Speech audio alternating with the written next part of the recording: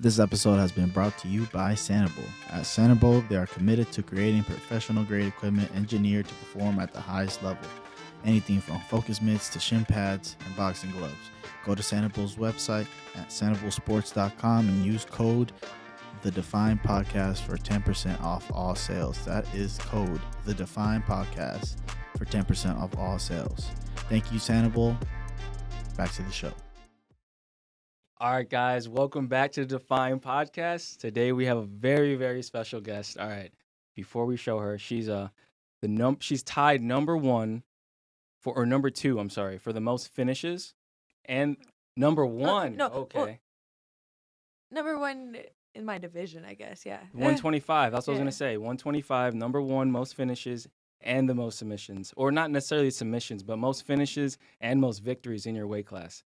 Gillian, the Savage Robertson. Let's go. Fireworks. How are you doing today, Gillian? I'm doing good. I got fight news last week, 2 weeks ago. So really? I'm like, yeah. Let's hear it. I'm going to be fighting Piera Rodriguez April 15th. I don't have a location yet. Okay. But I feel like just that news got me hyped. No, let's go. You came in here smiling. I just got done training. I'm like, oh, man, you're always in the gym. You're always training. So that's one thing I've kind of took about you from like when I first met you. I've noticed it's kind of part of your identity, like how much your work ethic and how much you train and how much you love jiu-jitsu and fighting and so much. I've just kind of wanted to get a deeper grasp into like where did this come about? Because I know you didn't have a traditional way of doing jiu-jitsu or like even getting into martial arts. You were always about animals and like nature and stuff like that. So how did you, I guess, not find jiu-jitsu, because I know that story, but like what do you think brought you to that element in life?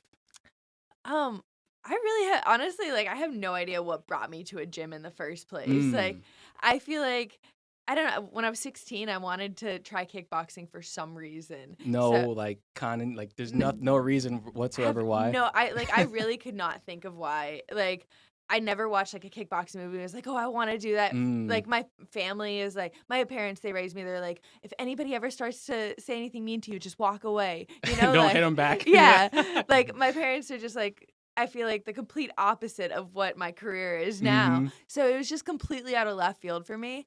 And I just started at the right place. I ended up starting at Dean Thomas's gym in Port St. Lucie. Yeah. So it was like, he's my coach to this day. I had a world-class coach, and I just happened to walk into the right place. That's like you struck gold. Like literally, Dean Thomas is one of the best coaches ever. So the fact that you met him in your first time ever doing martial arts, that means something. I don't know. I'm not one person that necessarily believes in fate or anything. I'm not sure if you do, but like I think that like something, both of your energies combined, it means something to this world, and it's super special because look what you have accomplished in such a short. I mean, it's a long time, but in the grasp of how long people usually do martial arts since they were like 2-3 years old. You started at 16, not doing anything, because we talk about this all the time. You said, I'm not an athlete whatsoever. You never did any sports or anything. Like the most that you play with your brother, you guys play with sticks or something like that. Like you're not an athlete, right? I think you are, but you're not, that you claim to be one. So like the fact that happened in that way to me is really special. So how do you feel about like after meeting Dean? Like how did he change your mindset into becoming such a talented martial artist? I feel like just the way his mind works in general is different than any coach I've ever met. Like he's trying to innovate the game. He's not like the people who created martial arts in like the 90s. It's like it's a completely different game than what it is now. And so many coaches are going off of what their coach said in the 90s. So it's like they're still teaching the same shit they've always taught. And it's just like, it's not relevant anymore. You have to innovate. The game's only 30 years old, actually. Right, UFC's right. 30th anniversary. 30th birthday, let's go. But so it's like, it's such a young sport. And it's like, it's so hard to find a coach that's trying to innovate the game like him. I've trained with him a couple of times, and like in the garage back in Port St. Lucie, like just one training session, I've never felt that way because it was just a small group of us, and I felt so honored. I was like, yo, I'm with the elites right now. The way he breaks things down and just the way he speaks. So I can tell just from me being there for like 2 weeks, for you having almost a lifetime of that, or at least like 10 years, that it shows like a lot in your game because you have a lot of tricky jiu-jitsu and stuff like that. So how did you? Let's go back before. So how did you grow up, if you don't mind talking about that? Because I know you started off in Canada and then you came to Florida when you were a little bit younger.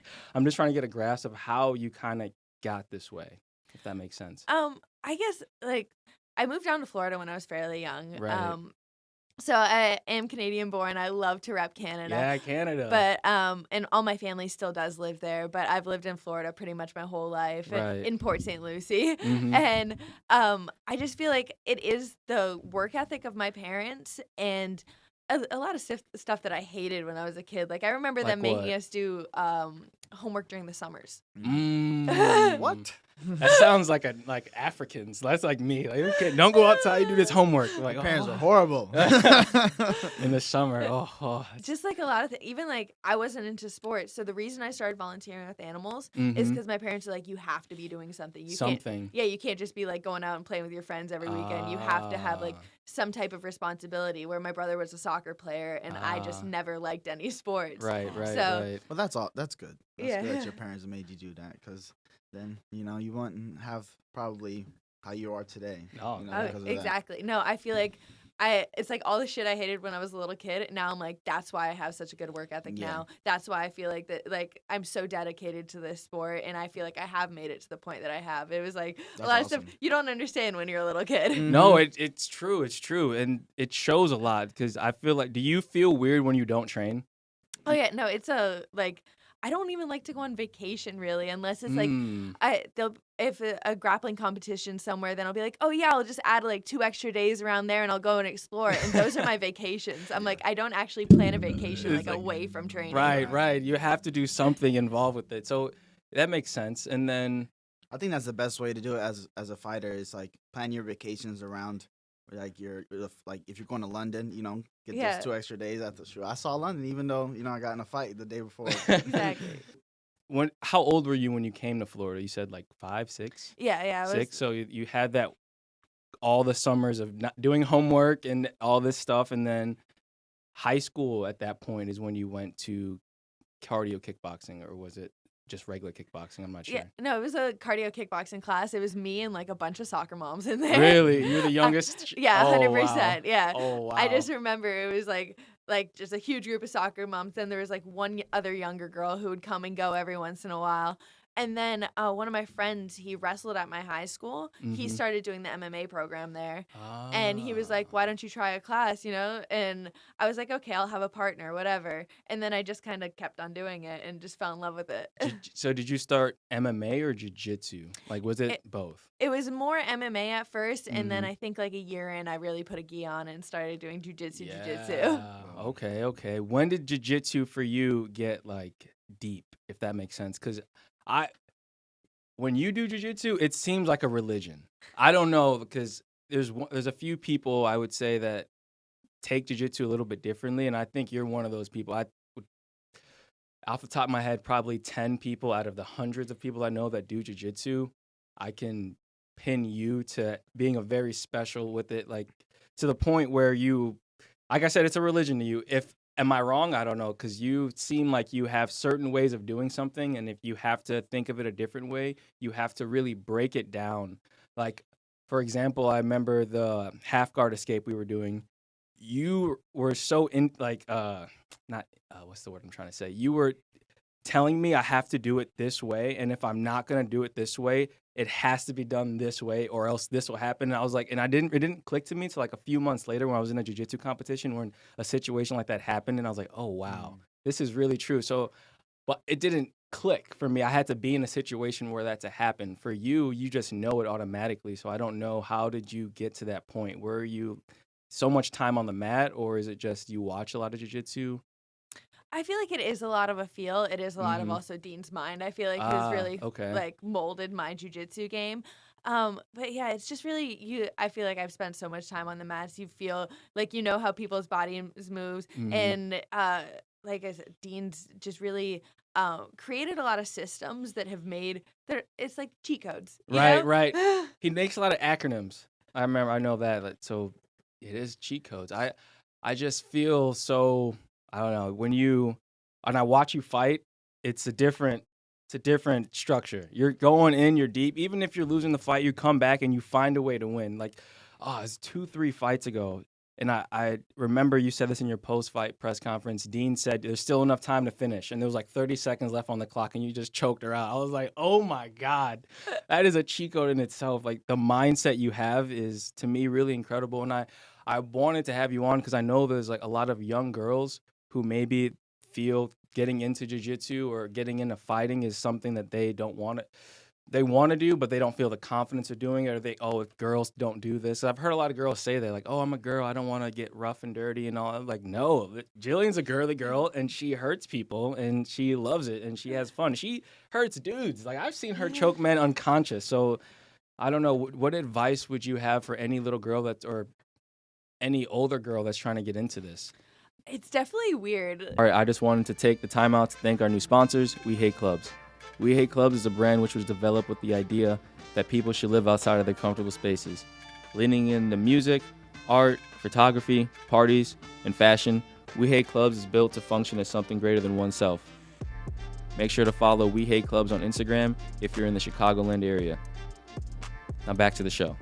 Being a girl in this sport, you know, like starting off. It's a male-dominated sport, so yeah, you walk into the gym and there's like probably less than 5 girls there and probably about 40 to 50 guys there. Yeah. And then after that, they're telling you, okay, now you need to like go grab these guys and they're sweaty and you're rolling around on the floor and it's like it's weird. Like even with another girl, it's like you're touching each other everywhere. It's like it's what normal people don't get that. I'm like, for me, it's like it doesn't even faze me. Right. I'm like, we're grappling. I'm trying to kill you. You're trying to kill me. That's what it is. But like for other people, it's like, oh, we're sweaty. We're touching each other. It's like it's definitely an awkward situation. But I also feel like it's like you don't know what you're capable of until you do something like jujitsu. When I was like, I remember like 105, 110 pounds when I was like 18, 19 years old, and I'm sitting there manhandling guys who are like 180 pounds, you know? Yeah. And they're just sitting there like, everything I try, there's just nothing I can do.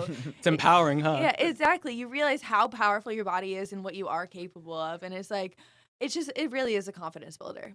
And I think it's the best, like, martial arts for a woman to learn to defend herself, especially, you know, because women get in situations where, you know, men want to take advantage. And I think, like, if you know what to do off your back, like, you wrap a motherfucker up in a triangle, he going to sleep, break his arm. It's like, get in my guard. Come on. Yeah, exactly. Honestly, if you have someone's back, Gillian, I always like, it's over. It's over. When I'm seeing a fight, I'm like, oh, it's over. Because the squeeze, the technique, it's crazy. So what advice would you give for, like, a young girl that's trying to convince her parents to let her do jiu-jitsu or MMA? Because that's a different avenue in itself. If they're trying, like, oh, no, it's too hard for you, like, what would you tell her to tell her parents? I feel like that's a battle in itself. Yeah, I'm like, it's hard because it's like, even my parents, like, watching me going out and doing amateur fights. Now they get it because it's like it's my career. Right. But when I was an amateur, it's like that's their little girl getting punched in the face. Like, they don't want to watch by that. a grown woman, right? Yeah. But it's like, I don't know. It's like, it is difficult with parents. It's just something you gotta really, I feel like, just do it for yourself. Like, because I feel like my parents didn't get it until I made it to the UFC, and they're like, okay, now this is serious. Oh, yeah, you know? This is her career now. Okay. But it's like I was a professional, and my parents are still like, do you want to go back to college? Do you want to get a job? Like, you want to do something like better? Regular, yeah. right. Like, it's understandable though. I think that happens a lot with a lot of creative careers too. Like, you know, you want to be an artist. Parents at first are like, "Oh, you sure? I'll support you." But you sure? A couple of years later, you sure? But then you make it big stream. You start bringing in some dough or something. They're like, "Okay, well, it's fine." You know, exactly. Christmas coming around the corner. Like, nah, mom, you wasn't with it. No, but that's cool. That's cool. Passionate, right? If you really feel like this is what you're meant to do and what you want to do with your life, and it's working out for you, it makes sense. It makes sense. Yeah, I feel like there's nothing more valuable than time. You know, so.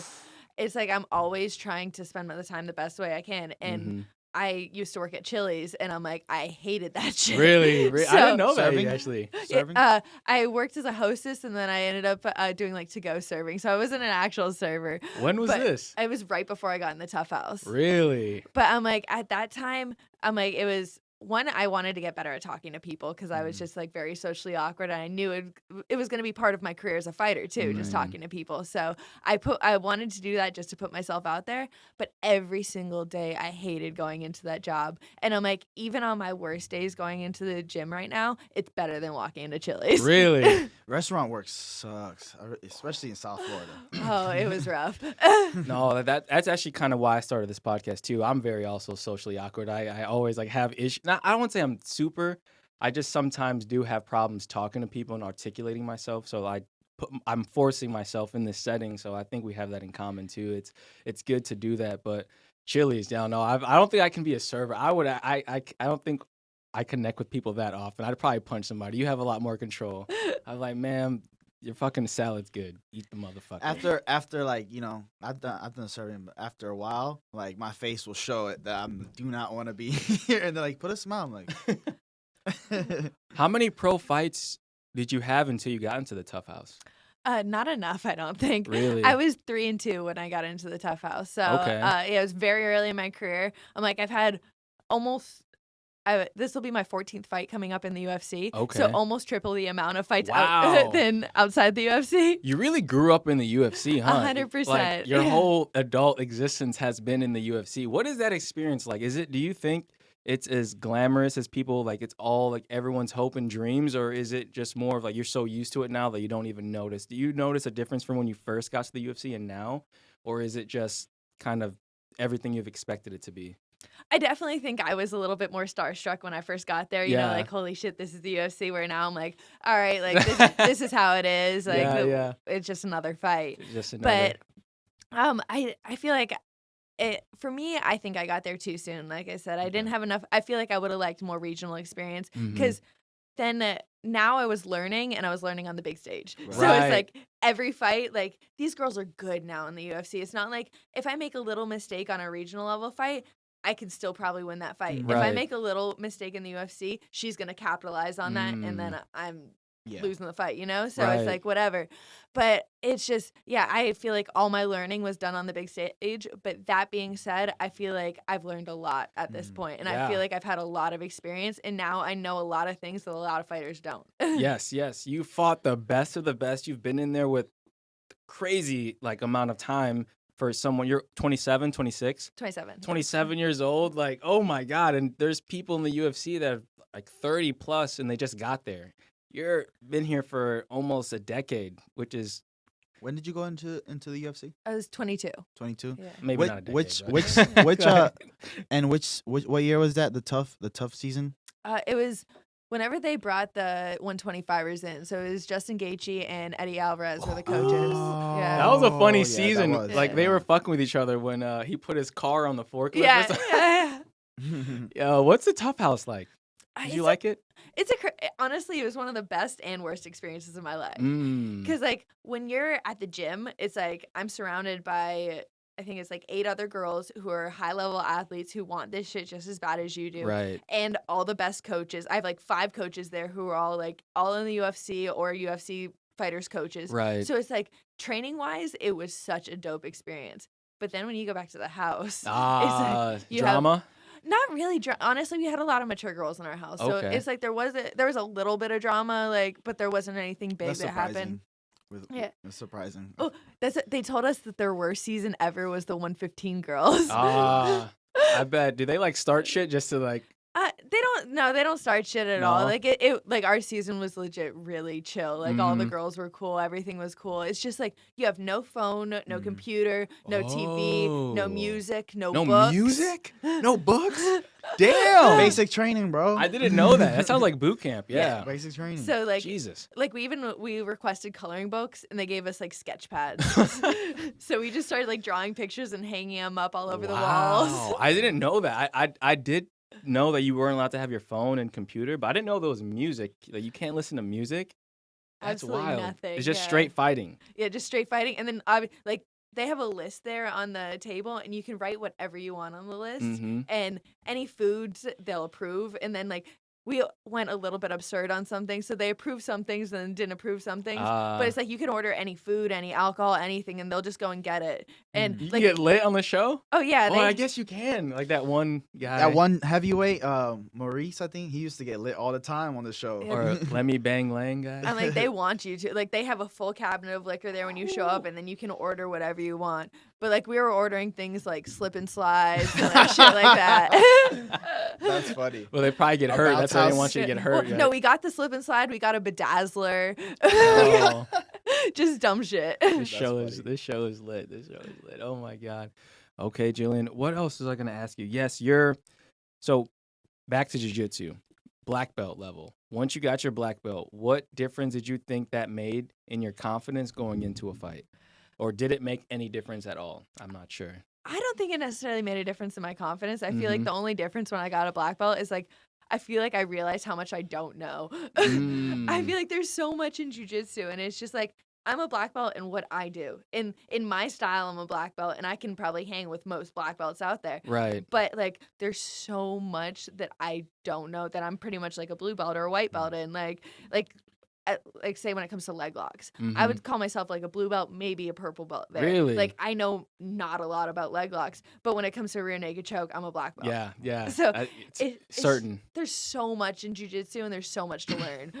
Do you want to compete in jiu-jitsu ever, or like outside of the UFC? Do you see yourself doing like IBJJF or ADCC? Currently, no, No? because I just feel like honestly, it's 3 different sports at the time where it's gi jiu-jitsu, no gi jiu-jitsu, and MMA jiu-jitsu. Right. And it's like they just it's just so Evolved so different. much Yeah, and- they're just they've evolved so much in the past couple years where it's like no gi jiu-jitsu is now all leg locks, all guillotines, where it's like that's just scary whenever I have a UFC fight coming up. Yeah. And I'm like, I'm getting paid good for the UFC and probably getting a couple grand off a grappling match. What's you know? the point of getting hurt Yeah, there and then not be able to exactly. get the big money when you're fighting in the UFC? When I can get cut in the UFC, I don't know, anything can happen in the UFC that's not as scary as a leg lock. Right. Yeah, I immediately tap to leg locks. I don't even play. I'm starting to dabble in it now, but I'm more working escapes. I don't know. It's scary. In the UFC, I don't see many leg locks working unless the person is already on the ground. Like say, I'm trying to think of a situation where I can't think of one, but usually they don't work. I don't know. In your opinion, in MMA, would you even go for a leg lock? Oh yeah, no, I feel like they do work if you are well versed in them. You can't be like I said, I consider myself probably a blue or purple belt. If I'm going for a leg lock in MMA, it's probably like I don't know what else to do. Like this is my bailout solution. But like if you're really good at them, like Ryan Hall, he went I think he's 9-0 all leg locks pretty much, you know? So I it's think like that's the last leg lock I seen was Yeah. him. So it's like someone like that, yeah, 100%.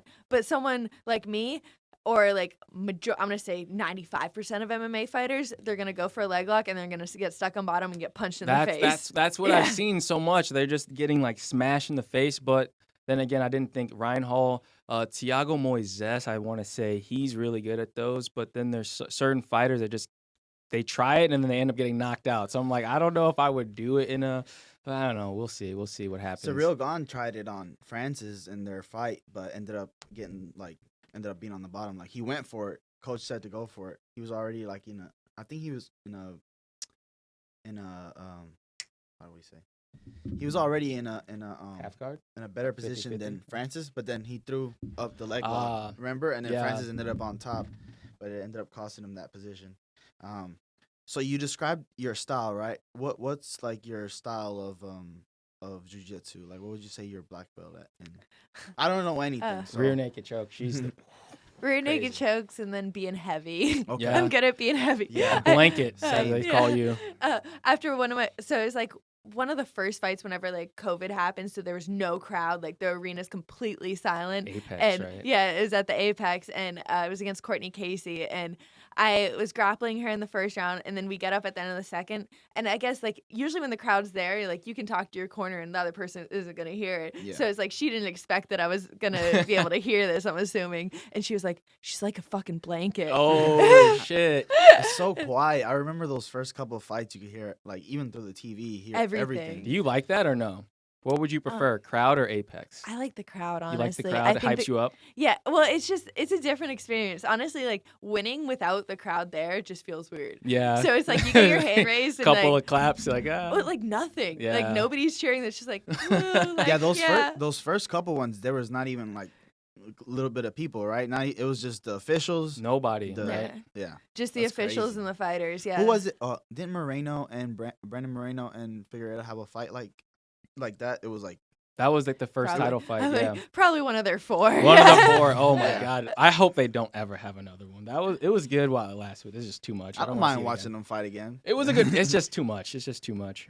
But you prefer the crowd over the Apex for sure. 100%. It's like, honestly, one of my favorite like fight memories was after I fought Sarah Froda, and that has to be because it was in front of the Canadian London, crowd. right? No, Or Canada. Edmonton. Ooh. Ah. So I'm Is like, that near where you're from? well, it's actually on the opposite side of the country. Okay. But it's still, I had the Canadian crowd there. That's I'm like, awesome. that is, and honestly, I want to say that's the first time in my professional career that I fought like in a hometown of mine, or like a Mm. home country of mine, Right, where it's right. like usually like I fought Molly McCann in Liverpool, where she's literally her hometown. I fought I don't.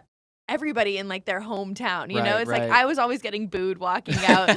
I just every single fight until that one, and to have Canada there supporting me was absolutely incredible. That is amazing. I can't imagine what that feels. You get chilled. Like, do you really draw energy from the crowd? Does that happen? I hear fighters say that, but I don't know if that's really true. Like, when they're cheering, when they say your name, Bruce Buffer's yelling your name, and it's your hometown, and the crowd just going nuts, and you're like, oh, I have to kill this bitch. Like, does you feel that way, or? I feel like you do, but it's also you got to try to compose yourself, you know? It's like so many people feel that and then go out there and have an adrenaline dump and Yeah, in 2 yeah. minutes are dead. Yeah. Has that happened to you before? Not in a long time. I feel like I've had a lot of fights now. So Yeah. I'm like, I had 11 amateur fights and now like a lot of pro fights. 14 But plus in the UFC alone, yeah. right? So, no, adrenaline. I just had my first MMA fight not too long ago, and I for sure felt like I had an. I had a good cardio, but the first round I was like, oh shit, remember that? I went out there guns ablazing. Yeah. So I do feel, but I was drawing off of the crowd. I felt like energy from the crowd, so I felt like I had to finish him right away. But that I have to change that mindset, and I know you're really good at like channeling yourself, and so that kind of brings me to my next point. What's your mindset when you're going into, I know that's every reporter's like, what's your mindset? How do you feel going into this camp? But it's not in the sense of how you're prepared for it, but like what is going through your head while you're in the cage? Say like you're in a bad situation. Maybe you're in the corner of your opponent and you don't even hear your corner. You're in a bad situation. What's your mindset like? Because I've seen you in those situations and you always come out on top. Like something's wrong happening, but you can just tell that you're staying composed, and then you'll figure out a way to get out of the situation. I don't know. It's like at the end of the day, you just have to think, I'm like, it's only 15 minutes. Or like for amateur fights, it's only 9 minutes. Right, But I'm right. like, it's just 15 minutes of your day. And then when I think about it even more, I'm like, right now I'm 10 weeks out from this fight. So it's like, I'm going to put the next 10 weeks, I'm going to be blood, sweat, and tears into this camp Right. for these 15 minutes. Like, I better make them count. Right, you right, know? right. I'm like, everything has to go into these 15 minutes. So I'm like, that. I feel like that's the motivation, is everything that I do during camp. It's like this every morning I wake up at like 5:45, so then I can get to the gym by 8, so then I can leave there by like 1 or 2 usually. 5:45? Yeah, because I have to drive down to Miami. So I'm like, it's about like, depends on how much. It can be a 30-minute drive or it can be an hour 15 Depends drive. what day it is, you Yeah. think, or- Depends oh how my many accidents God. are on Exactly. the highway. Wait, time out. Let's go. 5:45 Yeah, every day. every day. What? And then you drive to Miami, right? Yeah. So That's discipline. that is discipline. Goat Shed. Correct. yeah. How is that gym? I've been there once. I never trained there, but I went there once. I was with you. I went there just to hang out. But like, what's the vibe there? What do you actually like? Obviously, you like them because you train there. But anyway, what's that? The way they that was portray that was a themselves dumb way to- online is funny. 'Cause, Yeah, that's what I was trying to get. I'm like, they seem like wild animals, but I'm sure it's not always like when I that. went there, it wasn't that way. So, but I know that's kind of how they want to Market. market themselves. Mhm. But it works. So what's your experience like being there? It's a lot of calculated chaos. Is you it? know? Okay, Yeah. 'cause- No, they. I feel like the Coach Awesome. He's like one of the smarter. Awesome. Yeah. He's one of the smarter coaches that I've ever met. You know, like I've traveled to gyms across the country, and he's just one of the coaches. Like I said, how Dean is. Dean's trying to innovate. Awesome's on the same page. Really? He's trying to innovate. He's trying to really work, and he's younger too. So it's like he's not like, I feel like a lot of the coaches, they're just like older. They're just teaching like what they've taught for years. Stuck in their ways. Like, Exactly. Yeah. So it's like Awesome's really trying to innovate the game, and he's really a genius with how he's going about things. So Okay. I really appreciate his side of it, and but obviously there is all the chaos you see on Instagram. So I'm it's like, true. It's true. It's both. I'm Okay. but it's all a respect thing. It's like nobody in there's an asshole, but if you're gonna come in there acting like an Right, asshole, then we're right. gonna show you. I see. Like, I see. I hear a lot of good things about him. He seems like a really cool guy, but I've met him once, but I never really talked to him. But I see him all the time at Titan FC fights. Whenever he go chat, they always come pack the house. So I've seen it seems like a really cool gym. So it's not as like there's not as much animosity unless someone starts it. Is sort of the yeah, way. I don't feel like there's any animosity at all. I feel like you see a lot of stuff on the, I don't know, it's blown up for Instagram, Okay, or it's okay, like, yeah. like sometimes there is a hard sparring day, and then they hug it out after, Right whatever after. happens. Okay. You know. Just don't be a bitch when you go there. Essentially. Exactly. Okay. Noted. Yeah, but just the regular population just doesn't understand like what they put into training, and like they think they see a clip of somebody getting slammed or getting hit hard. It's like y'all don't know what they were doing that day. They were like they shook hands probably after that. It was like good Exactly. training. I just seen like their highlight is like come train with us, and it's like a car smashes into the thing. Yo. Everyone's running. There's see kids throwing trash cans, and like some dude's getting slammed. There's fights, brawls. I'm like, what the fuck is going on here? And then I went there. It's when I was there, it was like very chill. There was nothing crazy going on.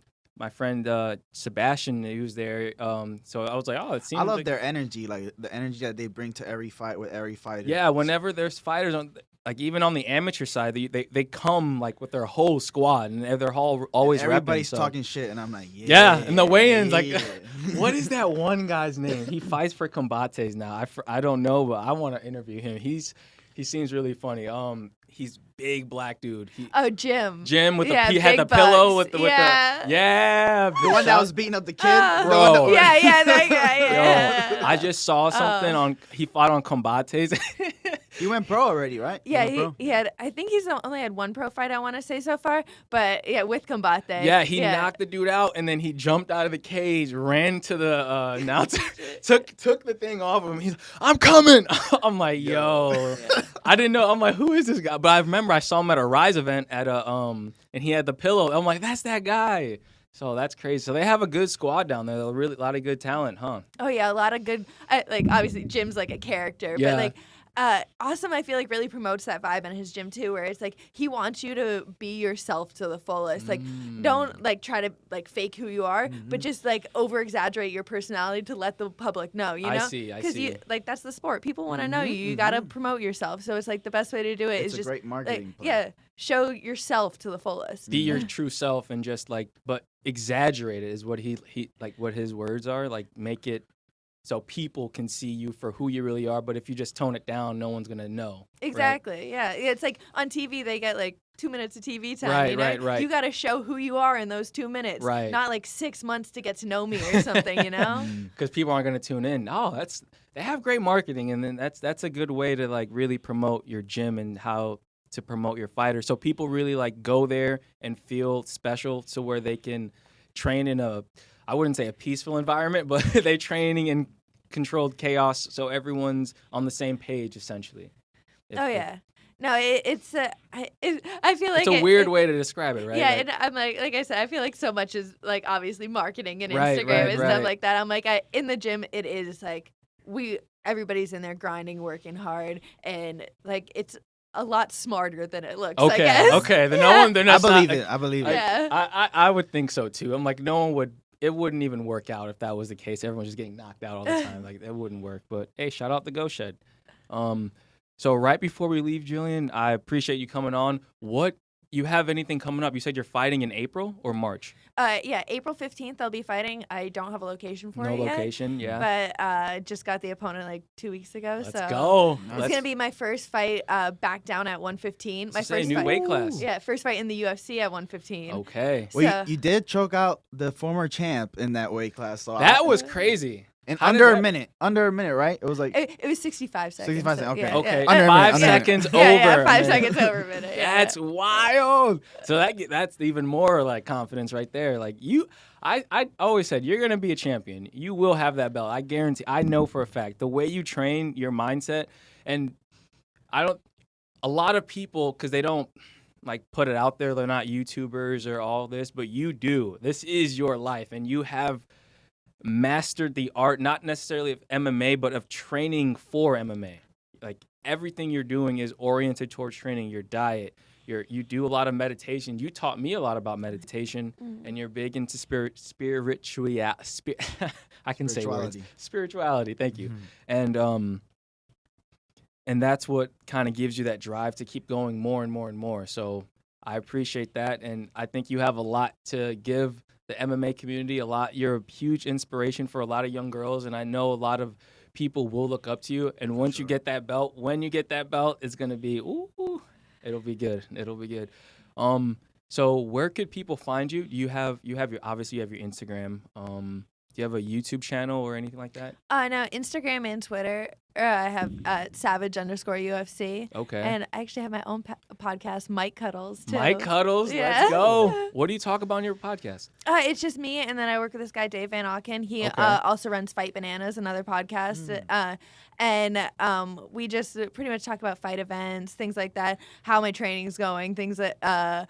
just things going on. Like in your life, yeah. Like daily life. So people get to know you outside of fighting. Is it more like that or just specifically fighting? Yeah, it's people getting to know me outside of fighting. Okay. Just what's going on in life at that moment. Yeah. Dave, he goes to a lot of events. Like he does interviewing for like PFL and things like that. Okay. Goes to a lot of big events. So we'll talk about stuff like that or talk about UFC fights, whatever. Nice. How do you feel about the power slap thing?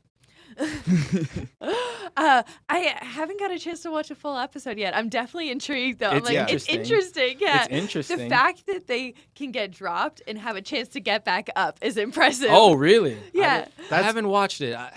I don't know. I saw the dude with the face swollen. And I was like, oh my goodness. I saw some chick, like she got slapped and she tried to get back up and then she did a somersault. Like, oh, I saw that. Yes, I saw that. So bad. I didn't get to watch the full episode, but I like how they market the guys, like, you know, this is so and so. It's like a fight, you know, like the contender series. I don't know. I don't know, man. I don't know. I don't know either. I just think it's funny. I don't think it's gonna last forever. You don't catch me. Like combat jiu-jitsu, it's kind of hard for me to get. Like I will do a combat jiu-jitsu match, but it's even hard to grasp doing it because I'm like, man, you slapping each other, but it's at least more realistic towards MMA. I can defend myself.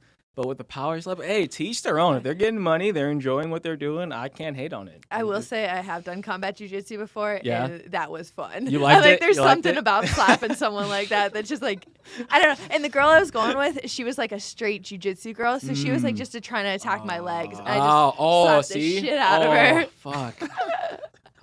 It's fun, huh? You would recommend it? There's something that's fun about it. Okay. Open hand slapping somebody feels good. Like I remember in some like I've done it I think in 2 fights where I've like faked a takedown and came up with a slap, and there's something about it. Even in a fight, you're it's like satisfaction. Oh, that felt good. Yeah. It's like, yeah, bitch. That's why Nate stalks and slaps. It's like, bitch. No, it does. I don't think have I slapped anybody? I don't know. I don't remember. I can't recall. I'm sure I have. I've been slapped, so it doesn't feel good on the receiving end. So, but anyway, Gillian, thank you so much for coming on. I would love to have you on again, and success in the future. We're gonna keep up with you, see how your camp's going, and you don't know where it's at, right? But it's not right now. Hopefully, is it a fight night or? Yeah, it's a fight night. Okay. Yeah. You got to get a main event soon. I see that coming in your future for sure. Oh, yeah. This is definitely this year, next year, we're going to be looking at title runs. So let's go. Let's go. I don't see nobody challenging, Wei Lee right now that I can think of. Like, in that weight class. I don't know. The only thing with this weight class is the belt's been tossed up so much. Yeah. Nobody's ever held it. So I'm like, I feel like there's just it. it might get tossed up again. Except We never for know. Joanna. Joanna held it for the longest. Yeah, right? Joanna's the only one. Yeah. Hey, well, But you're you next. I You're definitely see you. You have a great chance against all of them. Like you're up there. You're up there. calling it right now. 2023. I think 2024. Gillian Robertson, strapped up. Let's go. Let's eat it. All right, guys. Thank you so much for tuning in. Until next time. Thank you to our new sponsors, Flow State Coffee. Flow State Coffee is a performance coffee with ingredients that give you a deeper focus, better mood, and it lowers caffeine-related anxiety so you don't get any jitters or shake. It's coffee made to get shit done. Be sure to use discount code DEFY, DEFY at checkout for 10% off all sales.